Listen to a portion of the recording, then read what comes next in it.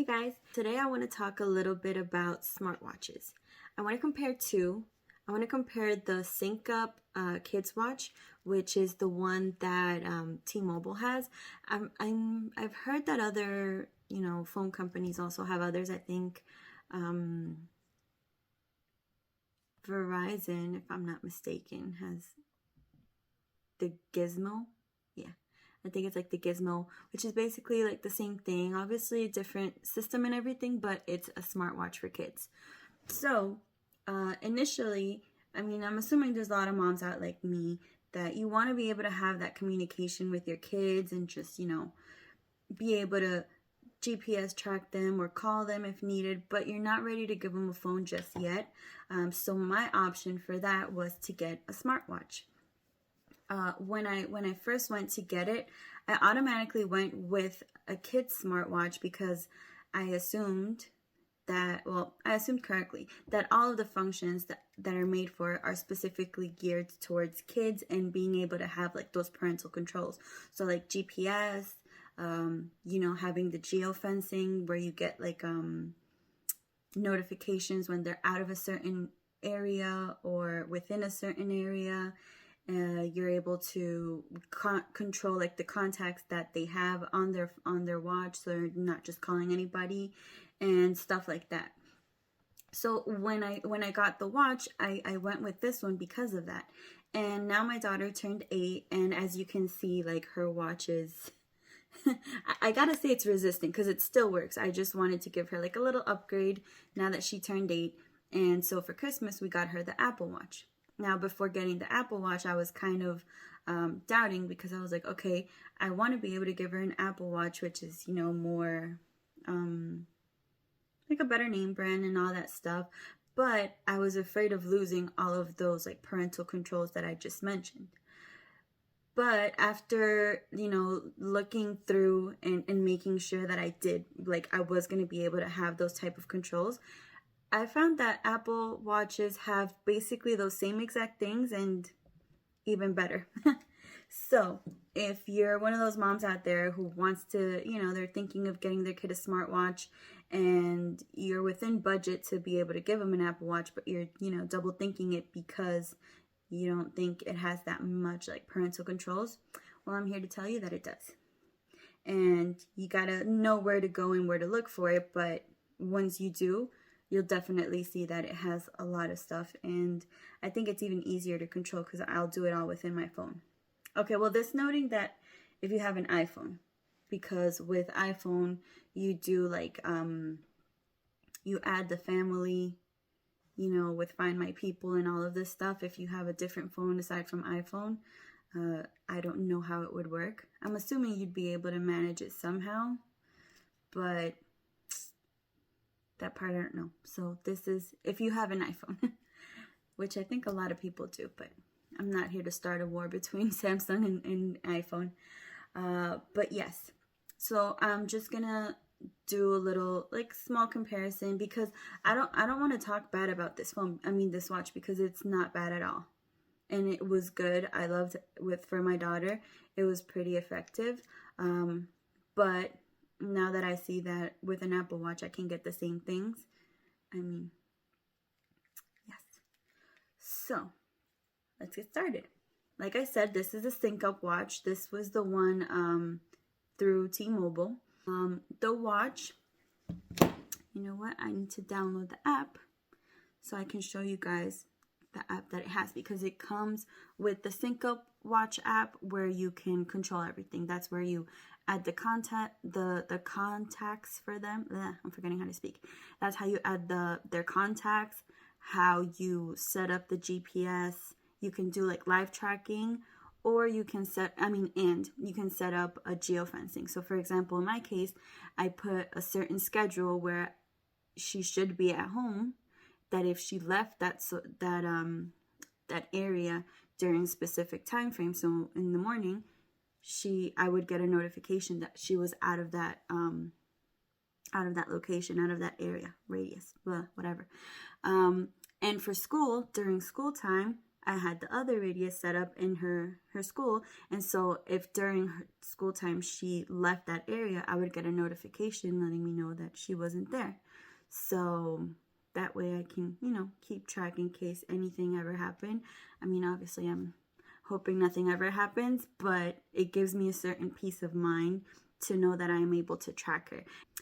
But anyway, back to what I was saying.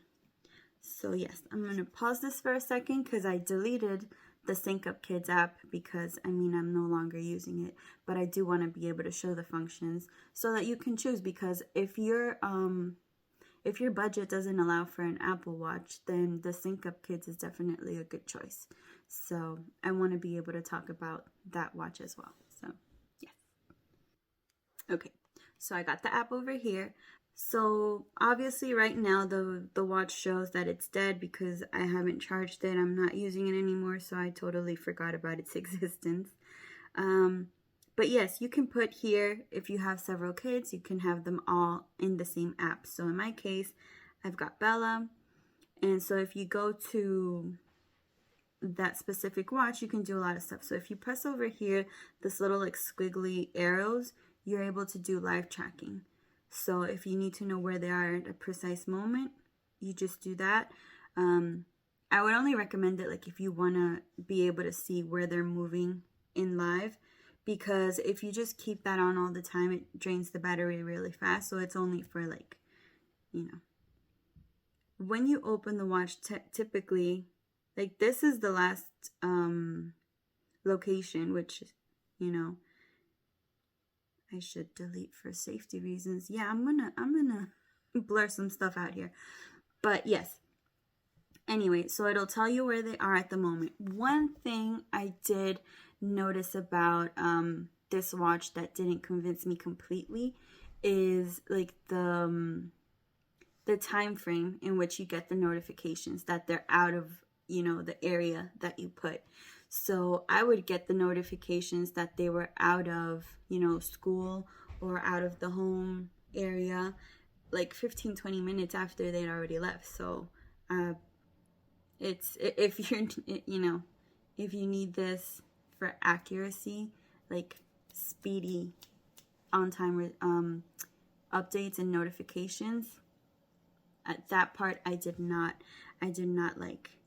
So I am able to know where she is, I'm able to check, but I don't get the notifications on time. So let's assume that it would have, it was something time sensitive that I needed to know that she left school or something, I would have gotten the notification like 20 minutes later, and a lot can happen in 20 minutes. So, in that part. But for the other functions, it worked. Then you got the little phone over here. You can call them. You don't have to do the phone call directly through the app. Like, you just save their phone number and then you just call them the way you regularly would. But for the video call, you do need to do it through the app because it doesn't have like FaceTime and stuff like that. So that's one cool thing I liked about it, that they recently added that it has video camera. So the watch has this little camera here. It's not like super HD quality camera, but it's good enough. It's a good camera. So like she would be able to take pictures of herself and send me through text messages and all that. And then now she would be able to do the video calls. So that's one thing that Apple Watch doesn't have, but yeah. Okay, and so here, text messages, again, you don't need to do it through the app in order to do the text messaging, but if you press it over there, it'll send you. And then you slide this little thing up, and here you have different other, functions. So steps, it'll tell you how many steps she's been taking during the day. I never really paid attention to that, but if you like that kind of function, you got it. For tasks, it's little reminders of stuff that they need to do. So for example, I would tell her every day that she needs to take this pill at 5, and so she gets the notification and it'll pop up on her watch until she checks it off and says that she did it. And then I also have like another one telling her it's like, okay, it's bedtime, and then she checks it off when she's done.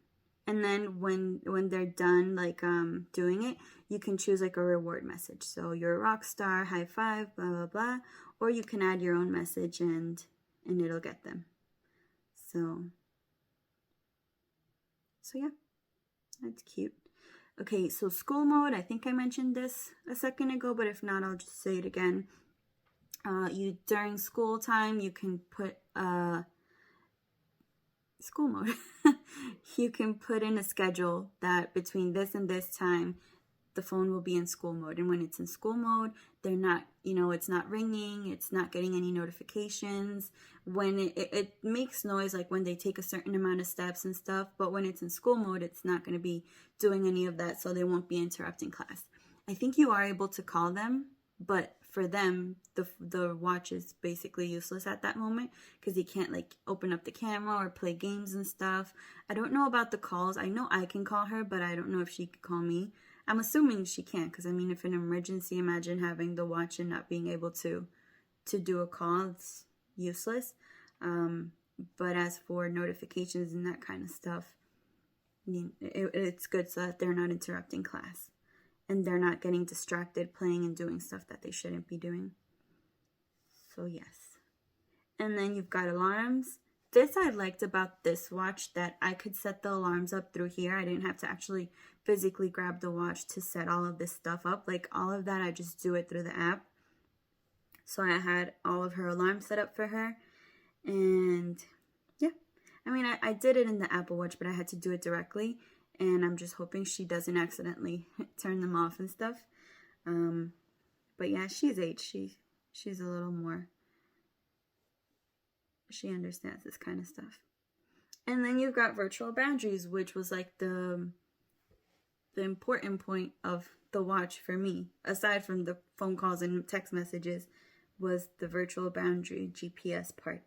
So you set up the virtual boundaries, you decide what the radius is you want, and then you set up the times. So for example, for her, I would have that at home, and you put the title, you can choose whatever title. So you would put that at home. If she wasn't in that space between this and this time, that's the time she should always be. Like, I think I set that up that at home she should always be here, except for weekdays between the regular school hour. So if she's out of the home any other time besides that school window, it would let me know. And for school, the same thing. So I set up the radius for school, and during school time, she should be there. So if she got out of that area, I would get a notification. So you can put however many geofences you want on there. And then that's about it. That's about it for the watch. Like I said, it's a good option. It's more, what's the word I'm looking for? It's more budget friendly than the Apple Watch, that's for sure. But if you can manage the Apple Watch, I think it's better, because I mean, in my case at least, one of the main things that interested me about it was the GPS part. So being able to have like precise GPS notifications and locations was important to me. So the Apple Watch definitely does have, I will get the notifications on time, rather than this one that I would get it like 10-15 minutes after. So yes,